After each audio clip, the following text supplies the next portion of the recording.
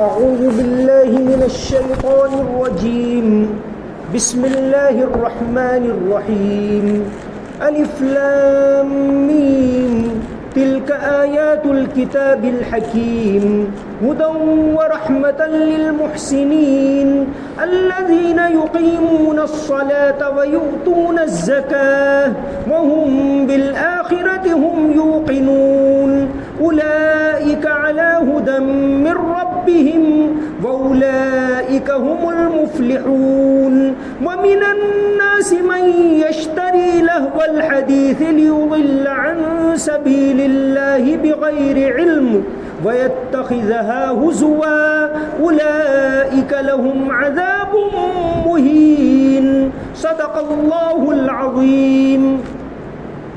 الف لام میم یہ اس حکمت والی کتاب کی آیتیں ہیں جو نیک لوگوں کے لیے ہدایت اور رحمت بن کر آئی ہیں. وہ نیک لوگ جو نماز قائم کرتے ہیں، زکوٰۃ ادا کرتے ہیں اور آخرت کا پورا یقین رکھتے ہیں، وہی ہیں جو اپنے پروردگار کی طرف سے سیدھے راستے پر ہیں اور وہی ہیں جو کامیابی پانے والے ہیں. اور کچھ لوگ وہ ہیں جو اللہ سے غافل کرنے والی باتوں کے خریدار بنتے ہیں تاکہ ان کے ذریعے لوگوں کو بے سمجھے بوجھے اللہ کے راستے سے بھٹکائیں اور ان کا مذاق اڑائیں. ان لوگوں کو وہ عذاب ہوگا جو رسوا کر کے رکھ دے گا.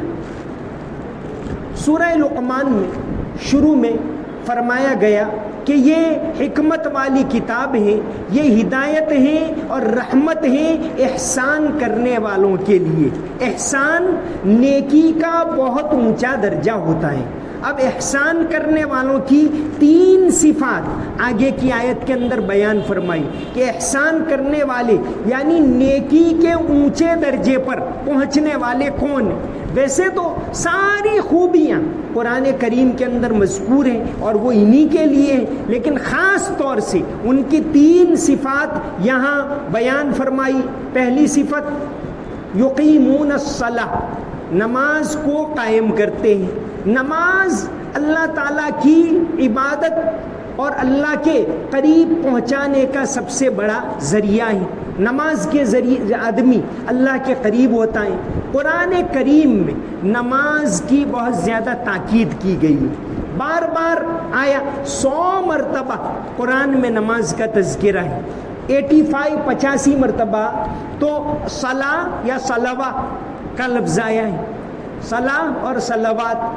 محمد فؤاد عبد الباقی پچھلی صدی کے مصر کے ایک بہت بڑے عالم گزرے. انہوں نے کون سا لفظ قرآن میں کہاں آیا، حدیث میں کون سا لفظ کہاں آیا، اس پر تحقیق کر کے اس کی فہرست پوری تیار کی. تو ان کی کتاب المعجم المفہرس لالفاظ القرآن الکریم کہ قرآن میں کون سا لفظ کہاں آیا، کتنی مرتبہ آیا، وہ ساری ایک اس کی ڈکشنری تیار کی. اس میں انہوں نے 100 مرتبہ، ان میں سے 85 مرتبہ تو صلاح کا لفظ آیا. ہم لوگ اردو میں نماز کہتے ہیں، اس کو فارسی کا لفظ ہے نماز، لیکن ہمارے یہاں یہی لفظ چل پڑا ہے. اصل عربی میں اس کو کہتے ہیں الصلاح. صلاح کا مطلب ہم نماز کرتے. تو 85 مرتبہ تو صلاح کا لفظ آیا اور 15 مرتبہ اس کا روٹ ورڈ اشتقاق فلا صدق ولا صلی فویل للمصلین. اس طرح تو 100 مرتبہ اللہ تعالیٰ نے اس کی تاکید قرآن کریم کے اندر کی. تو نیکی کرنے والوں کی پہلی صفت نماز کو قائم کرتے ہیں. نماز قائم کرنا یعنی اس کو پابندی کے ساتھ، وقت کی پابندی لگا دی نماز کے ساتھ کہ نماز ادا کرو وقت کی پابندی کے ساتھ. نماز ادا کرو تو کیسے ادا کرو؟ نماز سے پہلے حدیث شریف کے اندر آتا ہے نبی کریم صلی اللہ علیہ وسلم ایک دعا پڑھتے تھے، وجہت وجہی للذی فطر السماوات والارض حنیفا وما انا من المشرکین.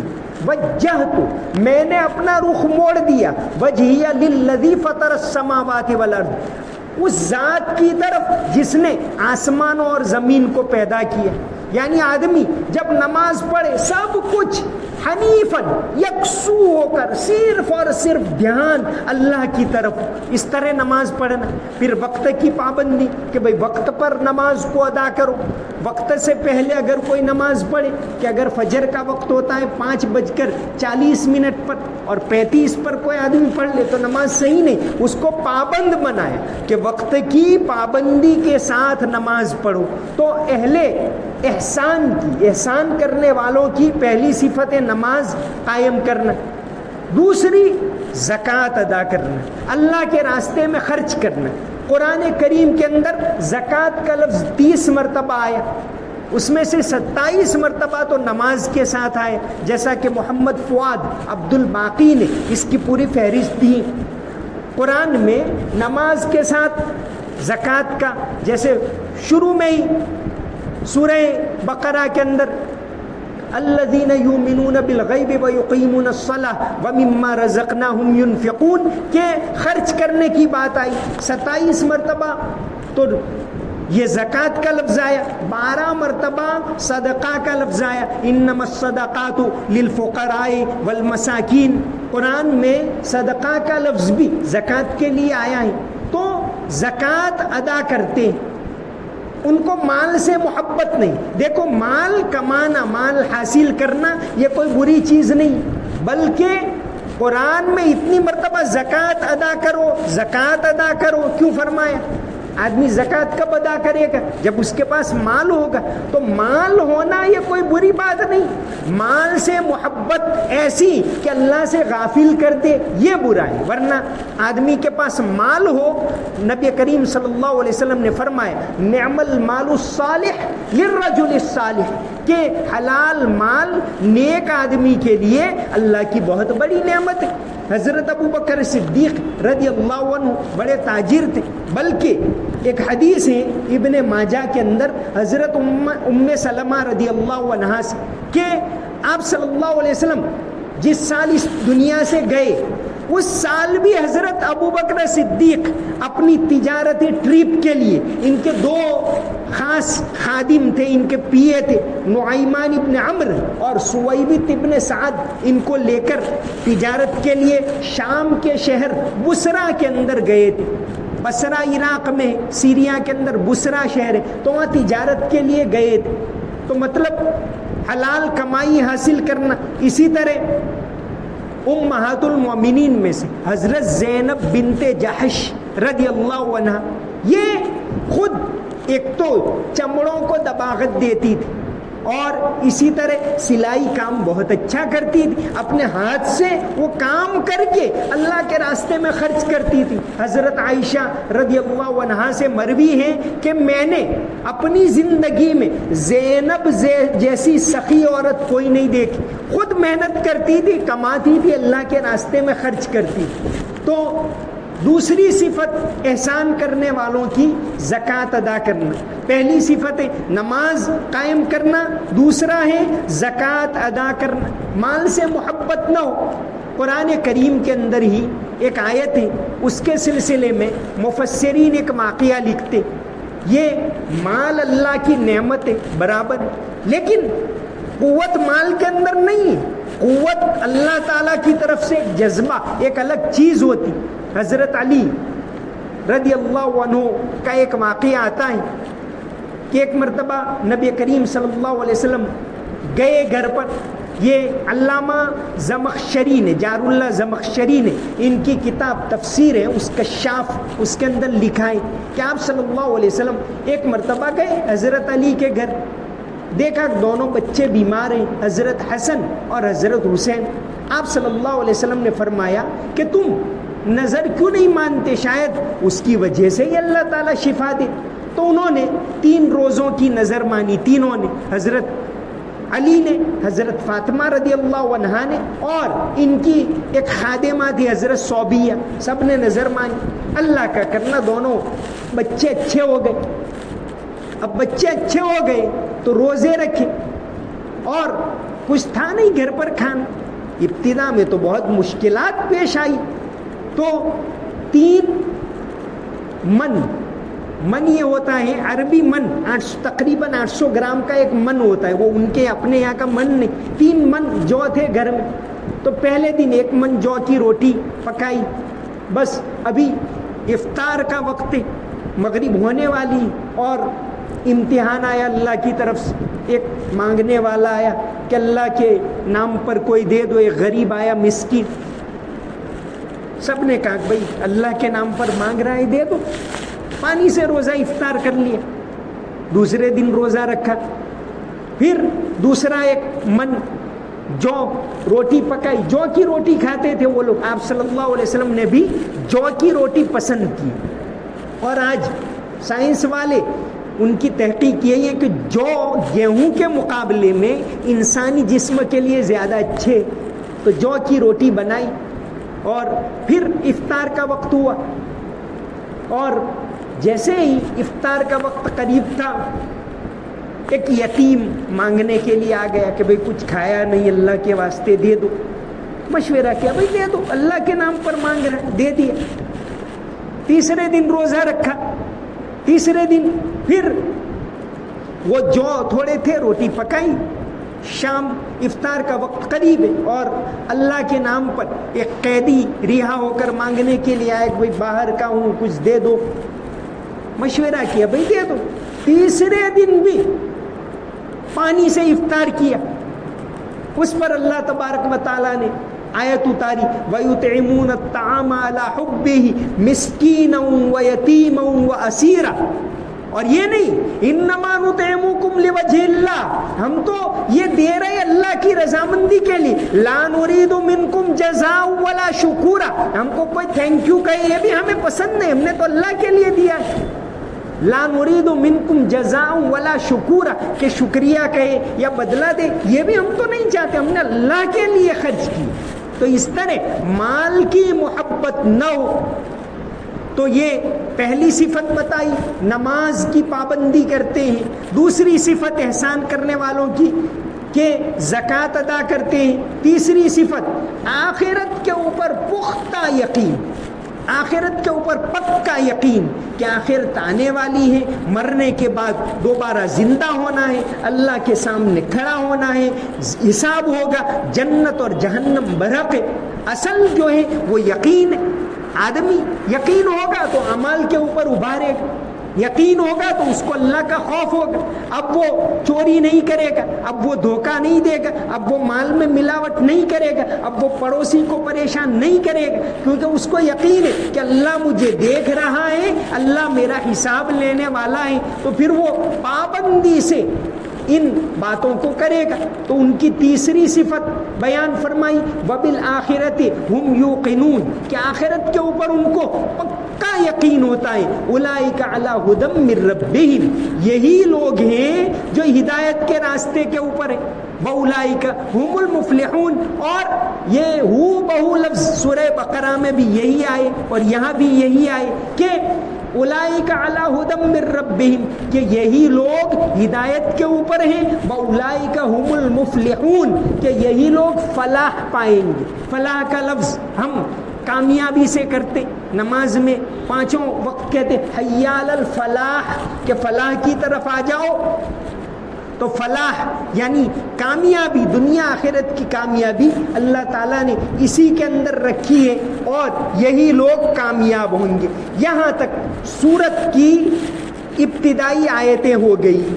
اب یہ 5 آیتوں کے بعد اب سورت کا ایک اور حصہ آتا ہے، ایک اور بات آتی ہے کہ ایک طرف تو احسان کرنے والے لوگ جو اللہ سے ڈرتے ہیں، جو لوگوں کے ساتھ اچھا برتاؤ کرتے ہیں، جو اس طرح عبادت کرتے ہیں ان تعبد اللہ کانک تراہ، کہ اللہ کو دیکھ رہے ہو اس طرح عبادت کرتے ہیں۔ اب اس کی بالکل اپوزٹ سائڈ وَمِنَ النَّاسِ مَن يَشْتَرِي لَهْوَ الْحَدِيثِ لِيُضِلَّ عَن سَبِيلِ اللَّهِ بِغَيْرِ عِلْمٍ، بعض لوگ ایسے ہوتے ہیں جو اللہ کے راستے سے روکنے کے لیے مال خرچ کرتے کہ کسی بھی طرح اللہ کے راستے سے روکو۔ ان آیتوں کے نازل ہونے کا جو واقعہ پیش آیا کتابوں کے اندر لکھا ہوا ہے کہ نضر ابن حارث مکہ کا ایک بہت بڑا تاجر تھا، مالدار تھا، اس نے دیکھا کہ لوگ قرآن کی طرف مائل ہو رہے ہیں، قرآن کو سنتے اور ان کے دین کو اپناتے، تو اب کیسے روکے؟ تو اس نے ایک نیا طریقہ، ایک نئی ترکیب لڑائی۔ وہ عراق اور دوسرے ملکوں کا سفر کیا کرتا تھا تو وہاں سے کہانیوں کی کتابیں، رستم کی کہانیاں، اسفندیار کی کہانیاں اور طرح طرح کی بادشاہوں کی کہانیوں کی کتابیں لایا، اور مکہ میں مجلسیں محفلیں سجاتا تھا رات کو کہ آؤ یہ کہانیاں سنو، وہاں مت جاؤ یہاں آؤ. اور لوگوں کو اس طرح کی باتیں جب ہوتی ہیں غافل کرنے والی تو لوگ اس کی طرف مائل ہوتے. تو اسی کے بارے میں یہ قرآن کی آیت کوئی اترتی ہے، اس کے ساتھ کوئی واقعہ پیش آتا ہے، اس کو کہتے ہیں شان نزول. لیکن وہ تو خاص واقعہ تھا. قرآن کی آیت تو قیامت تک کے لیے ہے. وَمِنَ النَّاسِ مَن يَشْتَرِي لَهْوَ الْحَدِيثِ کہ بعض لوگ ایسے ہوتے ہیں جو اللہ سے غافل کرنے والی باتوں کے خریدار بنتے ہیں تاکہ ان کے ذریعے لوگوں کو بے سمجھے بوجھے اللہ کے راستے سے بھٹکائیں، جیسے یہ نضر ابن حارث نے کی. آج بھی دنیا کے اندر یہ ہو رہا ہے کہ مال خرچ کر کے لوگوں کو روکو، آخرت سے روکو، عبادت سے روکو، اللہ سے روکو، لوگوں کو دین سے روکو. آج بھی یہ ہو رہا ہے، قیامت تک یہ ہونے والا ہے. کیونکہ ابلیس نے جب اللہ تبارک و تعالیٰ کے سامنے سجدہ کرنے سے انکار کیا، اللہ تعالیٰ نے اس کو قیامت تک مہلت دے دی.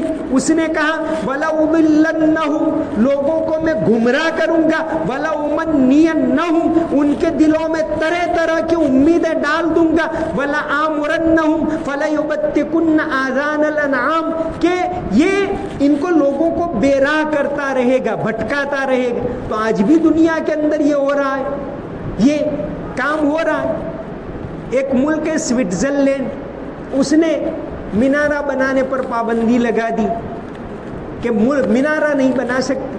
حالانکہ اس کے اندر کیا ہے، اگر مینارہ بنا ہے تو کہنے کو یہ کہتے ہیں کہ آج آزادی کا دور ہے، لیکن یہ کہنے کو 2009 میں اس نے ریفرینڈم کر کے ملک میں مینارہ بنانے پر پابندی لگا دی کہ مینارہ نہیں بنا سکتے.